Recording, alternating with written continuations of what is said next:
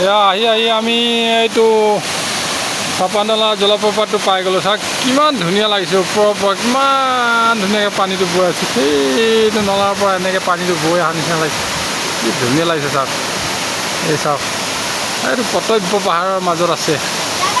যিকোনো মানুহে আহিবলৈ সাহস নকৰে ইয়াত, ভয়ানক। প্ৰায় 150 ফুটমান ওপৰৰ পৰা পানীটো পৰি আছে তললৈ।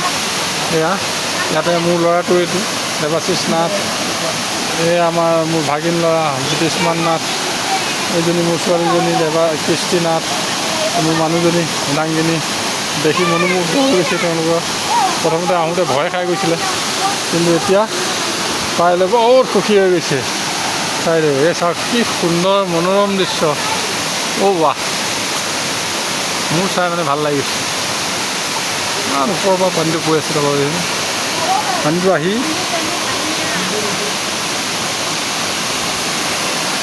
সেই গহপুৰটোত পৰিছেহি, সেইপিনে তলত পানীৰ চিটিকনিবিলাক ইয়ালৈ আহি আছে। তাৰপৰা পানীটো এইপিনে এইপিনে বৈ আহিছে ওলাই। শিলৰ মাজে মাজে পানীটো পাৰ হৈ গৈছে। চাওক কি সুন্দৰ জলপ্ৰপাত এইটো, এটা ইমান ধুনীয়া লাগিছে চাবলৈ। আপোনালোকে যদি আহিবও নোৱাৰে, এইটো মোবাইলতে চাব, বৰ সুন্দৰ লাগিছে চাবলৈ। কি সুন্দৰ চাওক।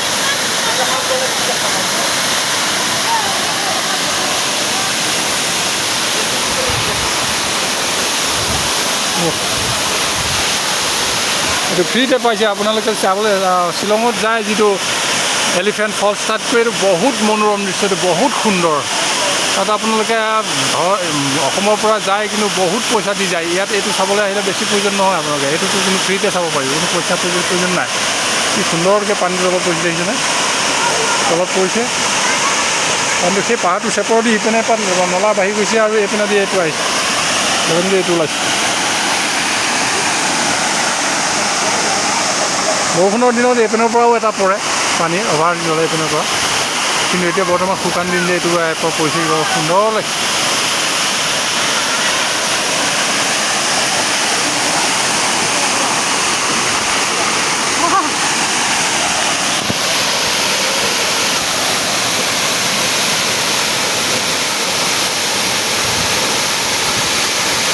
সুন্দৰ লাগিছে চাওক, আপোনালোকৰ পৰা একদম ওচৰৰ পৰা দেখাইছে। ইমান ওপৰৰ পৰা পানী পৰি চাওক।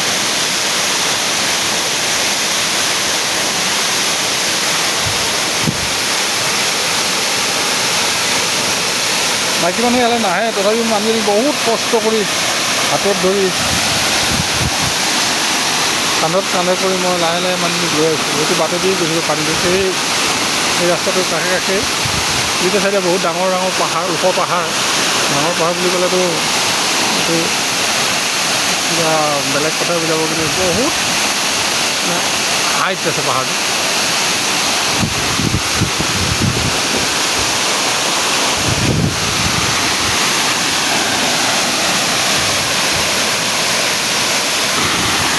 পানীটো ক'ত পৰিছে এয়া,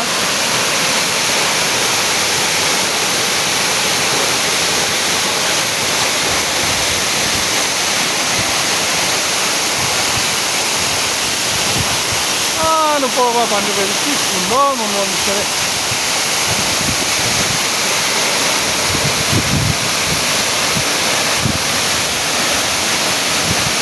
পানীটো সিপিনে ওলাই গৈছে, তাৰ চেপৰ দি এটা বাটেদি, আৰু এইটো বাকী পানীটো এইপিনে এইটো পাথৰৰ মাজেদি পাৰ হৈছে।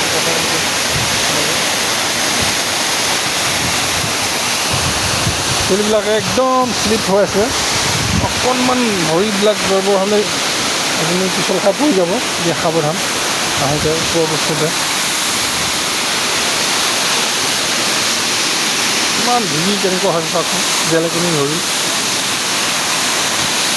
চৰকাৰে কোনো ব্যৱস্থা লোৱা নাই, এইপিনে আহি পেলাই চাবলৈ এটা সুগম পথ বনাই দিয়া নাই, দুৰ্গম পথ বুলি কয় এইটো। এতিয়া আমি আকৌ ঘূৰি যাবলৈ ওলাইছোঁ। চালোঁ মোৰ ল'ৰাটো ভাগিনটো আমি মিলি লৈ চালোঁ বহুত সময়, এতিয়া যাবলৈ হ'ল। লাহে লাহে আমি যাবলৈ আৰম্ভ কৰিছোঁ।